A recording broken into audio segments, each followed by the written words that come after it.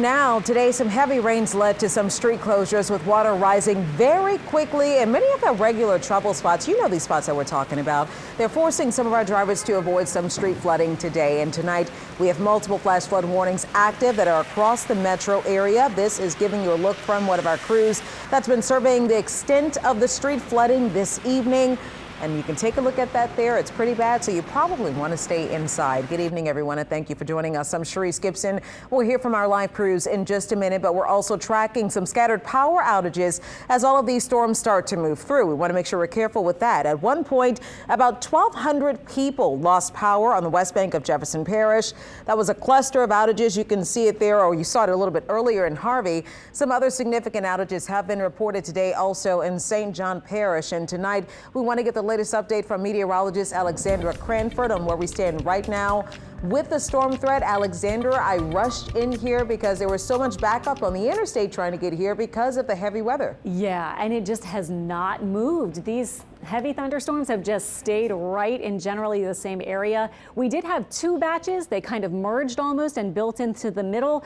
And it's still out there, incredibly. Not the entire area. The coverage for the rain has not been everywhere by any means, but we do still have the flash flood warning for almost the entire metro area of New Orleans. And the latest flash flood warning does go until 7:30 for the city right here.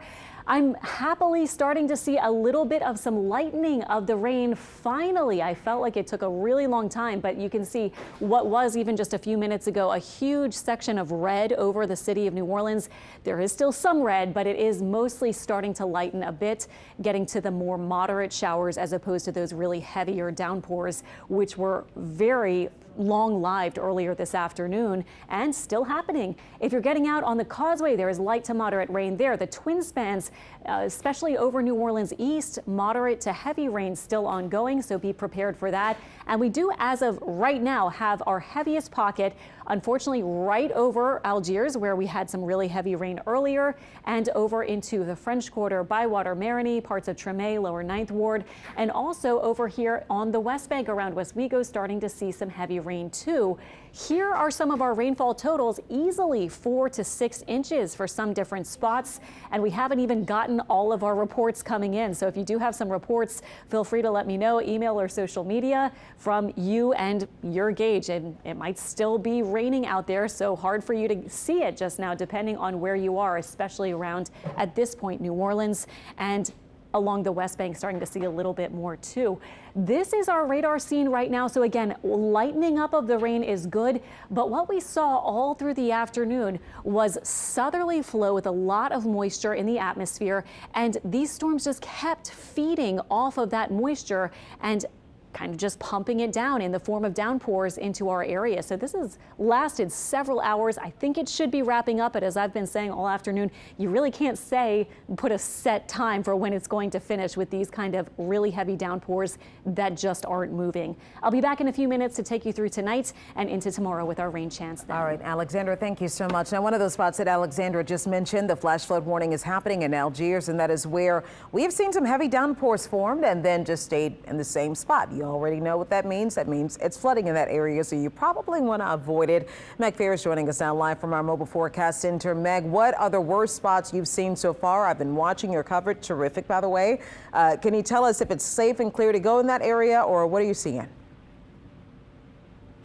Well, Sharice, we've stepped out of the mobile forecast center and we are here underneath the West Bank Expressway at de Gaulle, and you can see underneath is flooded and it's all blocked off. Now, this was a truck that thought it could bypass all the bumper-to-bumper inching traffic that is on the high-rise part, that is on both surface sides, and he got stuck in the mud.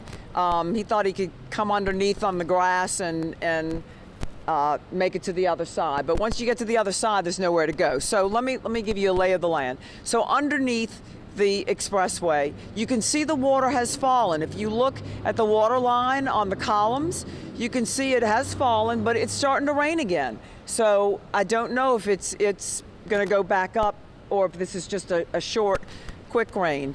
But what was happening was all this water was flowing off of the West Bank Expressway and down from de Gaulle and just filling up under here. And there's several stalled cars. There's a bus that looks like it's going to be okay, a RTA bus, but now it's still sitting there with its flashers on. Now, if you go up on the West Bank Expressway, going toward, coming from the East Bank, going west, you can see it's bumper-to-bumper traffic, and it would be that way anyway on a Monday with commuters coming from the East Bank, although there were fewer people working today and going to school because it was Easter Monday.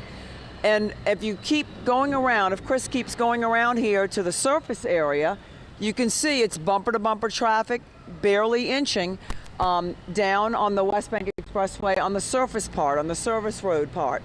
So you really can't very far if people are thinking about when should they leave. I don't know how the Huey P situation is, but maybe that's an alternative route. But this way, you're going to sit in bumper-to-bumper traffic, and it doesn't look like this is going to drain anytime soon here under the West Bank Expressway.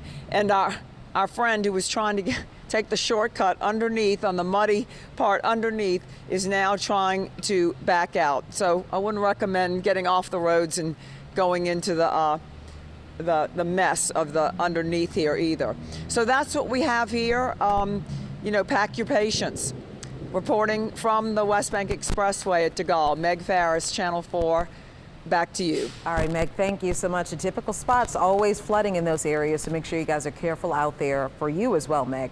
Now, we have some more live video for you now. We want to check on some reports of some high water that we got in Terrytown and Gretna. This is a look near the Home Depot near Stump and the West Bank Expressway.